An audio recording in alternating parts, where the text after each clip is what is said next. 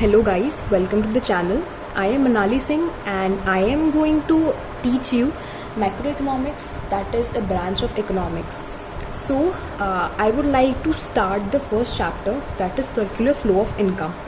And I will start the chapter by giving you introduction so you can understand what we are going to learn in this chapter. So here with the introduction. Everybody nose कि human wants unlimited और recurring होती है, यानी कि कभी भी ख़त्म नहीं होती है और उसके बाद में बार बार एक विश पूरी होने के बाद दूसरी विश पूरी होने के बाद तीसरी विश. सो इस अनलिमिटेड और रिकरिंग वांट को पूरा करने के लिए कंटिन्यूस प्रोडक्शन प्रोसेस चलता रहता है. ओके और ये प्रोडक्शन किन चीज़ों की हेल्प से होता है? Land, labour, capital and enterprises. इन सबको हम अगर कंबाइन कर दें तो हम इन्हें बोलते हैं फैक्टर्स ऑफ प्रोडक्शन, जो कि गुड्स एंड सर्विसेज की प्रोडक्शन के लिए यूज़फुल है. ओके एंड ये जो फैक्टर्स ऑफ प्रोडक्शन है, land, labour, capital and enterprises, ये सब हाउस होल्ड सेक्टर देता है, यानी कि हम लोग. सो हम लोग पढ़ेंगे आज सर्कुलर फ्लो ऑफ इनकम होता क्या है. मैं सबसे पहले आपको एक डायग्राम बताना चाहती हूँ जिससे हमें पता चलेगा कि एक्चुअली में सर्कुलर फ्लो इनकम का कैसे होता है. सबसे पहले होता है this is called production phase. Okay so production phase इस फेज का काम जब शुरू होता है जब हाउस होल्ड सेक्टर अपनी सर्विसेज प्रोडक्शन फेज को देती है, यानी कि लैंड, लेबर एक्सेट्रा एक्सेट्रा, और इन सर्विसेज को यूज़ करके production phase house hold sector को पैसे देता है. ओके अब हाउस होल्ड सेक्टर के पास ये पैसा आ गया. ये पैसा अब वो एक्सपेंड करेगी अपने लिए नेसेसरी चीज़ें लेने के लिए, जैसे कि गुड्स, खाने पीने के सामान, services, hospital services, transportation, banking etcetera etcetera. So ये एक्सपेंडिचर इस फेज में हो गया. अब इस फेज में हमने गुड्स एंड सर्विसेज खरीदे. अब एट लास्ट जो गुड्स एंड सर्विसेज के पैसे हैं वो एट लास्ट जाके प्रोडक्शन फेज में यानी कि फैक्ट्रीज को मिल गए. सो सबसे पहले पेमेंट क्या हुआ? सबसे पहले हमने फैक्टर सर्विसेज प्रोवाइड करने के लिए फैक्टर इनकम दिया हाउस होल्ड सेक्टर को. इस इनकम को एक्सपेंडिचर करके हाउस होल्ड सेक्टर ने वापस प्रोडक्शन फेज में भेज दिया. तो बेसिकली जो इनकम यहाँ से स्टार्ट हो रही है वो यहीं जाके ख़त्म हो रही है. अब इसको हम थ्योरी में कैसे पढ़ेंगे? सो इधर पढ़िए. From here firms produce goods and services with collective efforts of factors of production. Firm goods and services produce करती है फैक्टर्स ऑफ प्रोडक्शन की मदद से. उसके बाद में फैक्टर्स ऑफ प्रोडक्शन जो कि लैंड, लेबर, जो हाउस होल्ड सेक्टर देती है, वो इसके लिए फैक्टर पेमेंट देती है, जैसे कि रेंट फॉर लैंड. ऑब्वियसली हम लैंड अगर रेंट करेंगे तो हमें उसके लिए कुछ पैसा देना पड़ता है, जिसको हम रेंट बोलते हैं. वेजेस, अगर हम लेबर सर्विसेज यूज़ कर रहे हैं तो उसको हम उनको हमें वेजेस देना पड़ता है. Third, interest. अगर हम कैपिटल ले रहे हैं, okay so we all know कि हमें कैपिटल पे इंटरेस्ट भी देना होता है, जिसे हम बोलते हैं इंटरेस्ट ऑन कैपिटल. फोर्थ, अगर हम कोई एंटरप्राइज चला रहे हैं तो ऑब्वियसली उस एंटरप्राइज को हमें प्रॉफिट भी देना पड़ता है. सो ये फैक्टर पेमेंट्स प्रोडक्शन फेज से जाती हैं हाउस होल्ड सेक्टर के पास. अब थर्ड पॉइंट में क्या होता है? जो हाउस होल्ड होता है वो उस पैसे को प्रोडक्शन जो गुड्स एंड सर्विसेज प्रोड्यूस करे गए हैं उसके लिए उसको खरीदने में स्पेंड कर देती है.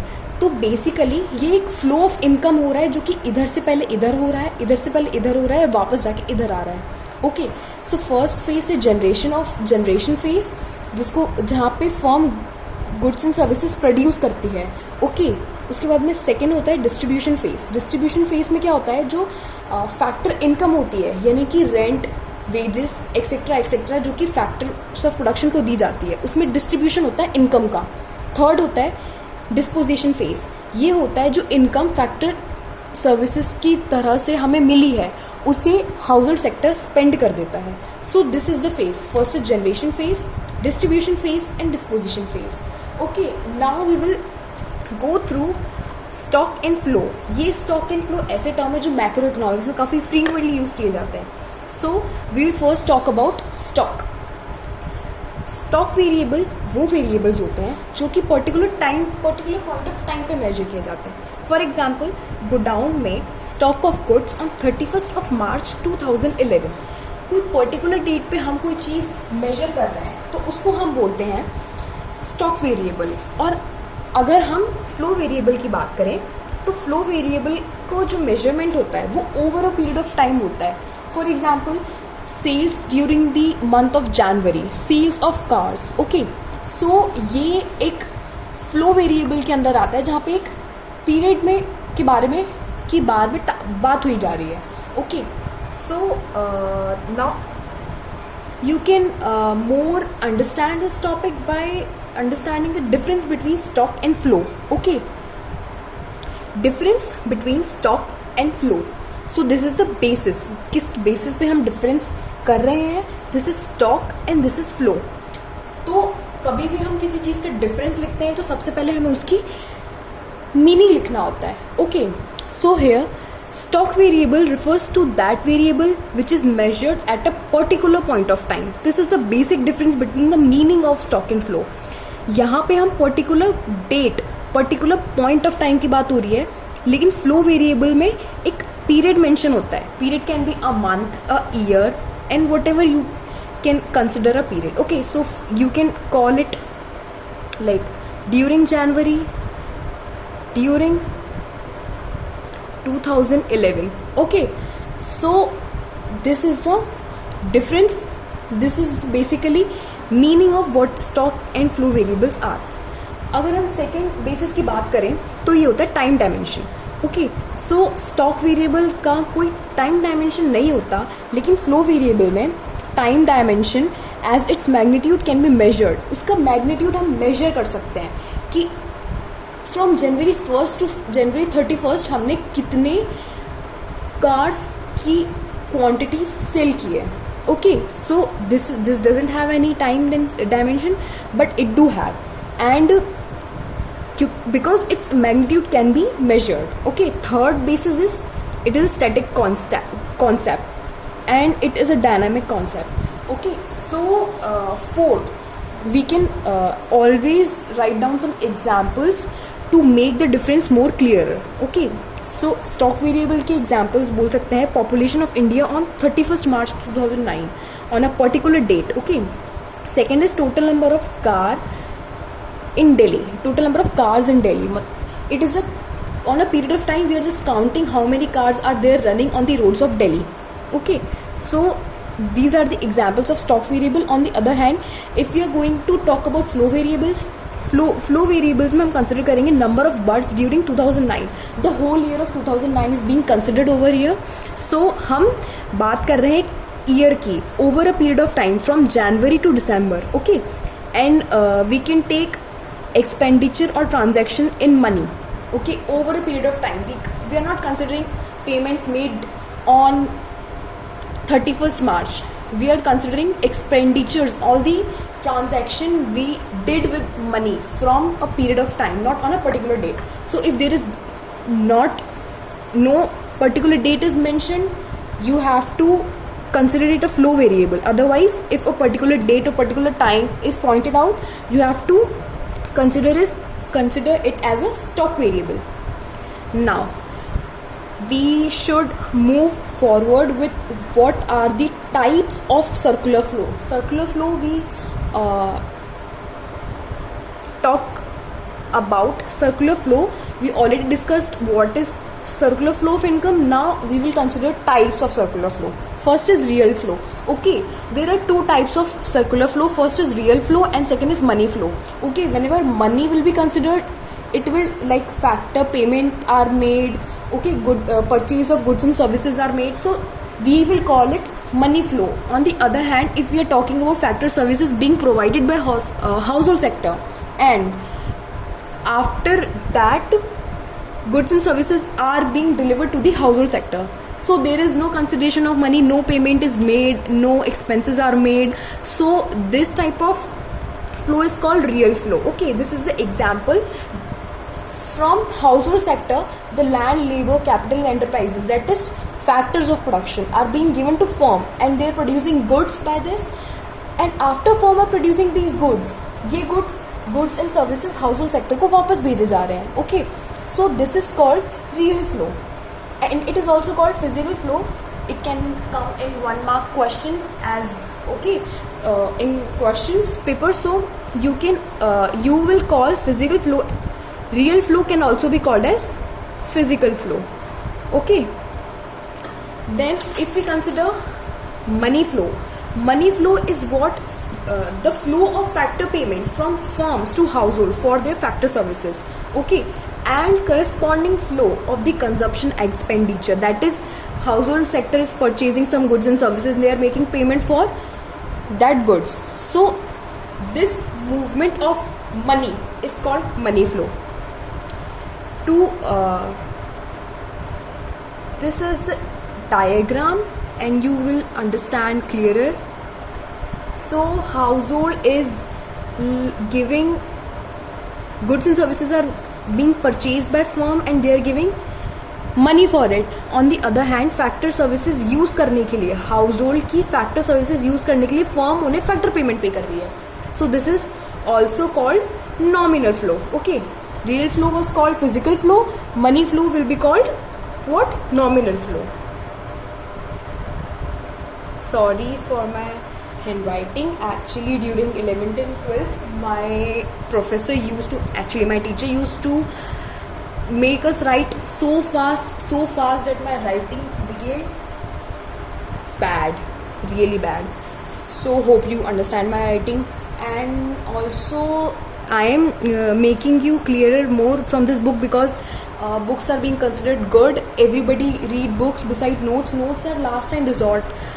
You should get to notes before exams and just for brief throughout, but you should really go through the book. I got 98 economics and board because I used to read book whenever I get time. I read the book at least twice or thrice, and all the stuff in the book just got inscribed in my mind. So book is really important. This is the reason why मैं आपको इस book से पढ़ा रही हूँ.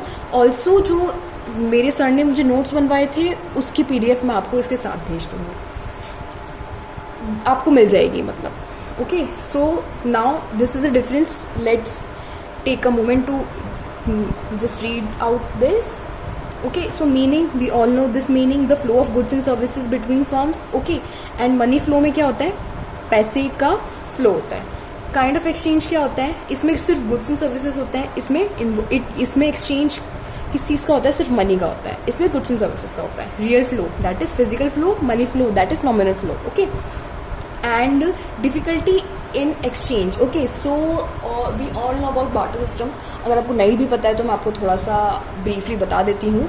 पुराने ज़माने में जब मनी का इन्वेंशन नहीं हुआ था तो उस टाइम पे लोग गुड्स के बदले गुड्स ले लेते थे. अगर आपके पास में चावल है तो आप वीट ले लो और चावल दे दो. ओके, उस टाइम पे वैल्यू किसी चीज़ की होती नहीं थी, तो कई बार ऐसा भी होता था कि किसी ने अपना महंगा सामान किसी सस्ती चीज़ के लिए दे दिया है.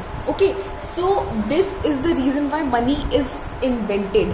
ओके, सो हर चीज़ की वैल्यू होती है. इस बुक की कुछ वैल्यू है, कुछ इस टेबल की कुछ वैल्यू है, इस बुक की कुछ वैल्यू है, इस कॉपी की कुछ वैल्यू है. तो हमें वो चीज़ खरीदनी है और उसकी वैल्यू का amount as a paper currency देना है. Okay, so goods and services जहाँ पे मनी का इन्वॉल्वमेंट नहीं होता है उस टाइम पे डिफ़िकल्ट होती है किसी भी चीज़ की वैल्यू डिटरमाइन करने में. जैसे कि रियल फ्लो में जो एक तरह से बार्टर सिस्टम हो रहा है गुड्स एंड सर्विसेज को एक्सचेंज करने का. लेकिन अगर हम मनी फ्लो की बात करें तो मनी फ्लो में ऐसी कोई डिफ़िकल्टी नहीं आती है, क्योंकि हर चीज़ की वैल्यू है, हर गुड्स एंड सर्विसेज की, हर फैक्टर पेमेंट की कुछ ना कुछ वैल्यू है और उस वैल्यू के लिए हमें मनी के थ्रू पेमेंट किया जा रहा है. ओके, सो ऐसी कोई प्रॉब्लम, ऐसी कोई दिक्कत मनी फ्लो में नहीं होती है. लेकिन अगर हम रियल फ्लो की बात करें तो रियल फ्लो में बार्टर सिस्टम की दिक्कतें आती हैं. ठीक है, सो मूविंग फर्दर हम alternative name, okay I already told you alternative name for both real flow and money flow. बाकी आप इसे एक डिफरेंस की तरह भी लिख सकते हैं. अगर हम इसकी बात करें तो हम रियल फ्लो को क्या बोल सकते हैं? Physical flow. And money flow को क्या बोल सकते हैं? Nominal flow. Okay, so now moving forward, ये लास्ट टॉपिक होगा इस चैप्टर का, क्योंकि ये फर्स्ट इंट्रोडक्टरी चैप्टर है सर्कुलर फ्लो ऑफ इनकम, और इसके बाद में आपको थोड़ा हार्ड स्टफ मिलेगा जैसे कि नेशनल इनकम. सो ये थोड़ा थियोरेटिकल चैप्टर है और थोड़ा इजी भी है, तो इसका ये लास्ट टॉपिक है, तो हम इसको भी पढ़ ही लेते हैं जल्दी से. ओके, मूविंग फॉरवर्ड हम देखेंगे अब circular flow in a simple economy. हम देखेंगे सर्कुलर फ्लो ऑफ इनकम. जैसे कि एक सिंपल इकोनॉमी हम यहाँ पे सिर्फ दो ही सेक्टर मतलब यूज़ कर रहे हैं इस एजम्पशन को रीड करने, इस एजम्पशन को समझने के लिए, वो सेक्टर दो कौन से हैं, एक हाउस होल्ड सेक्टर और एक हो गया फर्म सेक्टर, जिनकी हम अभी तक बात करते आए हैं, ठीक है। सो हमें इसको डीपली एक इकोनॉमिक्स क्या है, economics are really different thing from other subjects, okay. So हमें चीज़ें समझने के लिए बहुत ही इमेजिनरी सिचुएशंस को समझना और पढ़ना पड़ता है। ये सब चीज़ें रियल लाइफ में नहीं एग्जिस्ट करती, क्योंकि ऐसा हो नहीं सकता कि सिर्फ हाउस होल्ड सेक्टर हो और without any involvement of government और foreign sector, and there are various sectors in this economy nowadays. बाकी ये इकोनॉमिक्स है और हमें बेसिक समझने के लिए हर एजम्पशन को, हर इमेजिनरी सिचुएशन को पढ़ना पड़ता है। सो हम इसमें 5 पॉइंट्स कंसिडर करेंगे जो कि हमें सर्कुलर फ्लो सिंपल इकोनॉमी में पढ़ने में हेल्प करेगा, ठीक है। फर्स्ट क्या है कि इस टाइप की इकोनॉमी, इस टाइप के सर्कुलर फ्लो में सिर्फ 2 ही सेक्टर हम पढ़ते हैं, हाउस होल्ड एंड फार्म। उसके अलावा कोई no government involvement, no foreign sector, okay. Second point हम ये देखेंगे कि जो हाउस होल्ड सेक्टर है वो अपनी फैक्टर सर्विसेज, यानी कि क्या, लैंड, लेबर एक्सेट्रा, वो सिर्फ फर्म को दे रही है, और जो फर्म सिर्फ और सिर्फ ये फैक्टर सर्विसेज हाउस होल्ड से ले रही है और कहीं से हायर नहीं कर रही, ना ही फॉरेन सर्विसेज, ना ही नथिंग, ओके। थर्ड पॉइंट ये है कि जो भी फर्म गुड्स प्रोड्यूस कर रही है वो पूरा का पूरा आउटपुट हाउस होल्ड को दे रही है, कहीं और नहीं सेल कर रही, ठीक है। फोर्थ पॉइंट हम ये इसमें पढ़ेंगे, household receive factor income for their services. Household obviously factor services, land labour दे रहा है तो उसके लिए रेंट, वेजेस सब ले रहा है, ठीक है। और जितना भी पेमेंट वो फैक्टर सर्विसेज की तरह से ले रहा है वो सारा की सारा गुड्स एंड सर्विसेज को खरीदने में लगा रहा है, यानी कि there are no saving in the economy. ना तो हाउस होल्ड कुछ मनी सेव कर रहा है, ना ही फर्म कोई प्रॉफिट बना रहा है। तो ये बहुत ही इमेजिनरी सिचुएशन है। आजकल सारे फर्म्स पैसे कमाने के लिए ही कंपनीज बनाते हैं, प्रोडक्ट को मैन्युफैक्चर करते हैं। So this is all imaginary, but to understand this हमें ये समझना है कि 2 ही सेक्टर हैं, सिर्फ हाउस होल्ड सेक्टर ही अपनी फैक्टर सर्विसेज बेच रहा है, सारे गुड्स एंड सर्विसेज, सारा आउटपुट हाउस होल्ड को ही बेचा जा रहा है। हाउस होल्ड जितना भी पैसा फैक्टर सर्विसेज की तरफ, फैक्टर इनकम की तरह कमा रहा है, वो सारा की सारा गुड्स खरीदने में कर रहा है, और कोई भी सेविंग किसी भी तरीके से इकोनॉमी में नहीं हो रही, okay. So this is the assumption, I hope it is clear. Moving on, हम अगर इस डायग्राम से समझना चाहें तो ये हमारा रियल फ्लो है, रियल फ्लो जहाँ पे मनी का इन्वॉल्वमेंट नहीं है, यहाँ जहाँ पे सिर्फ हाउस होल्ड से फैक्टर सर्विसेज जा रही हैं, लैंड, लेबर, कैपिटल, इंटरप्राइजेस, और उसकी बाद में फर्म्स जो गुड्स एंड सर्विसेज प्रोड्यूस कर रही हैं वो सिर्फ हाउस होल्ड को दे रही हैं। So this is real flow, okay. This outer loop is for real flow, and जो अंदर वाला लूप है ये मनी फ्लो को डिनोट कर रहा है, जैसे कि हाउस होल्ड अपना सारा कंजम्पशन जितना भी फैक्टर सर्विसेज से कमाया है वो फर्म को दे रहा है, और फर्म जितना भी प्रॉफिट अपने गुड्स एंड प्रोड्यूस रेवेन्यू कमा रहा है वो सारा की सारा फैक्टर पेमेंट से हाउस होल्ड को दे रहा है। So this is the diagram which is denoting all this we studied in this assumption, okay। So the conclusion of this chapter, this conclusion of this particular topic we studied in this chapter is, जो हमारा total production है वो पूरा consumption के equal है, जो हमारी पूरी फैक्टर पेमेंट हो रही है वो पूरी फैक्टर इनकम भी है, जो भी कंजम्पशन एक्सपेंडिचर किया जा रहा है हाउस होल्ड की तरफ से वो फैक्टर इनकम के इक्वल होगा, और रियल फ्लो मनी फ्लो के इक्वल होगा, okay. So here I will and the video. This is all for the first chapter of the macro economics.